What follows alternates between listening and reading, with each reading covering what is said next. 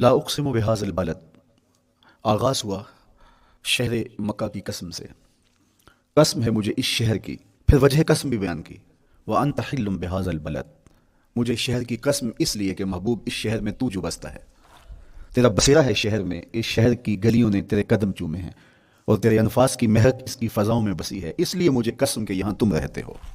اللہ اکبر۔ علماء کے مابین اس بات پر اختلاف ہے کہ مکہ المکرمہ افضل ہے یا مدینہ النبی صلی اللہ علیہ وآلہ وسلم افضل ہے۔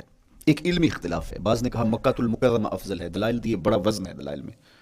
بعض نے کہا مدینہ تو رسول صلی اللہ علیہ وآلہ وسلم افضل ہے، دلائل دیے، بڑا زور ہے دلائل میں۔